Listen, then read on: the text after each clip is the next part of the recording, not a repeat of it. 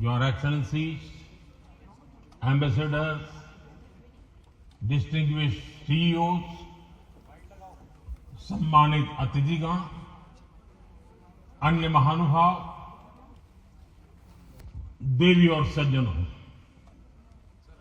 India energy week में देश और दुनिया भर से यहां यशोभूमि में जुटे सभी साथियों को नमस्कार। आप सभी सिर्फ एनर्जी वीक का हिस्सा भर नहीं है, आप भारत की एनर्जी एम्बिशंस का महत्वपूर्ण हिस्सा है। मैं आप सभी का अभिनंदन करता हूं। विदेश से जो मेहमान आए हैं, मैं उनका भारत में स्वागत करता हूं। साथियों, दुनिया का हर एक्सपर्ट आज कह रहा है कि 21st सेंचुरी भारत की सेंचुरी है। भारत अपनी ही नहीं, दुनिया की ग्रोथ को भी ड्राइव कर रहा है और इसमें हमारे एनर्जी सेक्टर की बहुत बड़ी भूमिका है। भारत की एनर्जी एम्बिशंस 5 पिलर्स पर खड़ी है। हमारे पास रिसोर्सेज हैं जिनको हम हार्नेस कर रहे हैं। दूसरा, हम अपने ब्रिलियंट माइंड्स को इनोवेट करने के लिए प्रोत्साहित कर रहे हैं। तीसरा, हमारे पास इकोनॉमिक स्ट्रेंथ है, पॉलिटिकल स्टेबिलिटी है। चौथा, भारत के पास स्ट्रैटेजिक ज्योग्राफी है जो एनर्जी ट्रेड को ज्यादा आकर्षक और आसान बनाती है। और पांचवा, भारत ग्लोबल सस्टेनेबिलिटी के लिए कमिटेड है। इससे भारत के एनर्जी सेक्टर में नई संभावनाएं तैयार हो रही हैं। साथियों, विकसित भारत के लिए अगले 2 दशक बहुत अहम है और इसमें आने वाले 5 साल में हम अनेक बड़े पड़ाव पार करने वाले हैं। हमारे बहुत सारे एनर्जी गोल्स 2030 की डेडलाइन के हिसाब से अलाइन किए गए हैं। साल 2030 तक हम 500 gigawatt renewable energy capacity add करना चाहते हैं। साल 2030 तक भारतीय रेलवे ने नेट जीरो कार्बन एमिशन का टारगेट रखा है। साल 2030 तक हम हर साल 5 million metric tonne green hydrogen कर सके, ये हमारा लक्ष्य है। हमारे ये टारगेट काफी एम्बिशियस लग सकते हैं, लेकिन बीते 10 साल में जो भारत ने हासिल किया है, उससे ये विश्वास पैदा हुआ है कि ये टारगेट भी हम जरूर हासिल कर लेंगे। फ्रेंड, बीते 10 साल में भारत 10th लार्जेस्ट से 5th लार्जेस्ट इकोनॉमी बना है।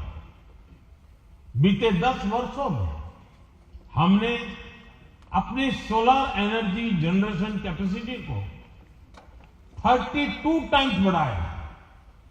आज भारत दुनिया का तीसरा सबसे बड़ा सोलर पावर जनरेटिंग नेशन है।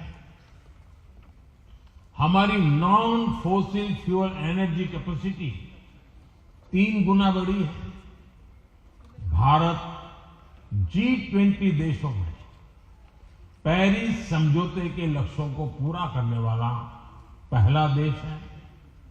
भारत कैसे अपने लक्ष्य समय से पहले प्राप्त कर रहा है, इसका एक और उदाहरण है इथेनॉल ब्लेंडिंग। आज भारत 19% इथेनॉल ब्लेंडिंग कर रहा है। इससे फॉरेन एक्सचेंज की सेविंग हुई है और सब्सटेंशियल फार्मर रेवेन्यू जनरेट हुआ है। साथ ही CO2 एमिशंस में सिग्निफिकेंट कट भी आया है। हम अक्टूबर 2025 से पहले ही 20% इथेनॉल मैंडेट अचीव करने की राह पर है। आज भारत की बायोफ्यूल्स इंडस्ट्री तेजी से ग्रो करने के लिए तैयार है। हमारे पास 500 मिलियन मैट्रिक टन्स का सस्टेनेबल फीडस्टॉक है। इंडिया की G20 प्रेसिडेंसी के दौरान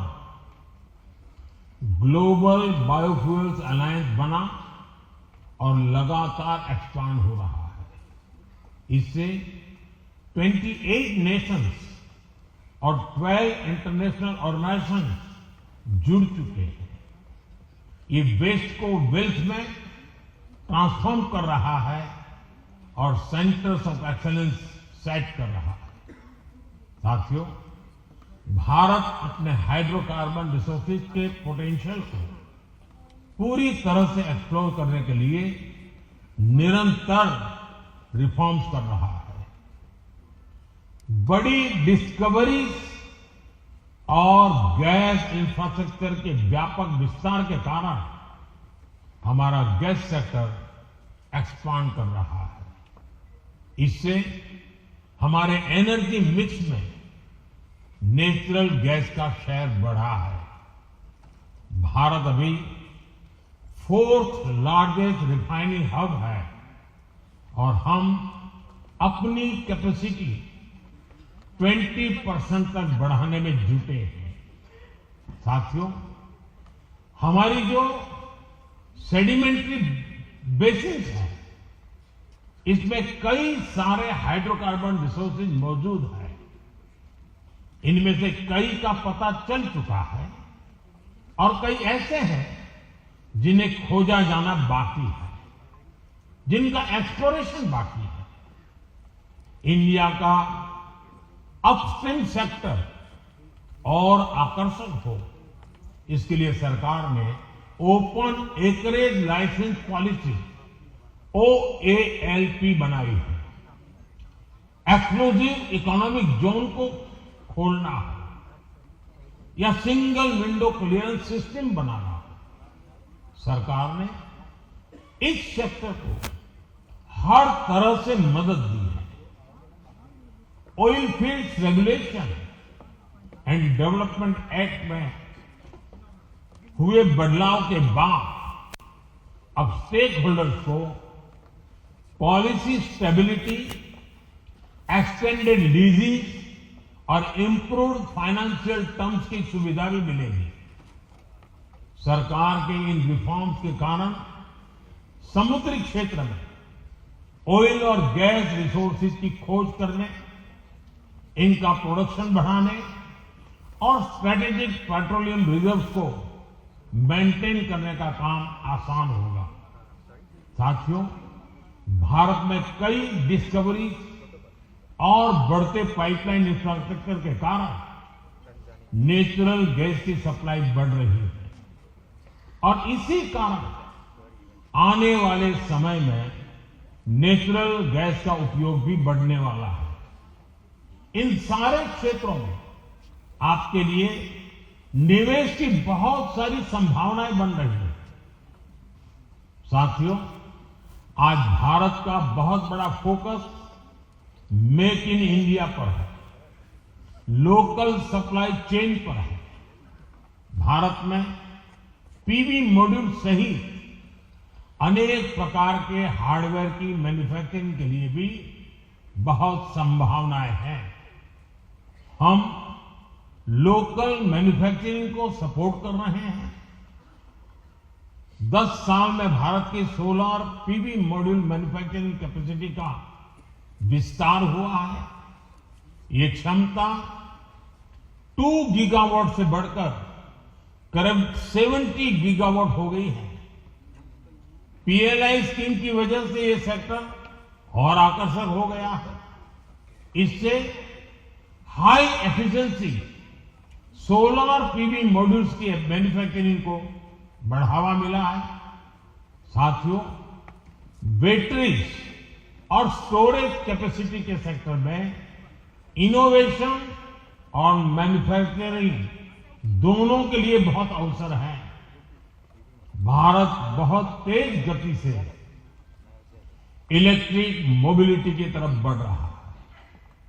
इतने बड़े देश की डिमांड पूरा करने के लिए बैटरी और स्टोरेज कैपेसिटी के क्षेत्र में हमें बहुत तेजी से काम करना है।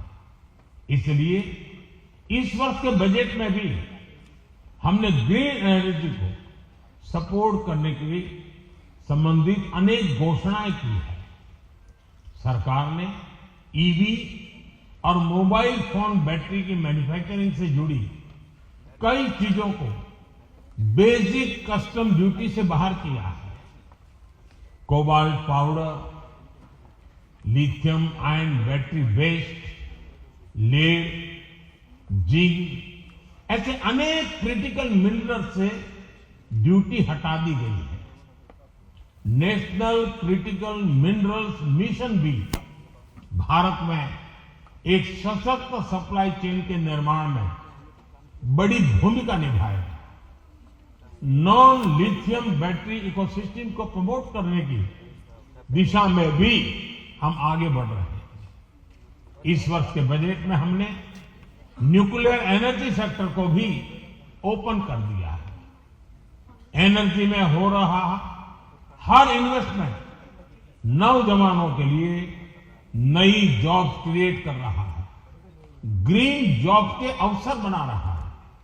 साथियों, भारत के एनर्जी सेक्टर को मजबूती देने के लिए हम इसे जनता की पावर से लैस कर रहे हैं।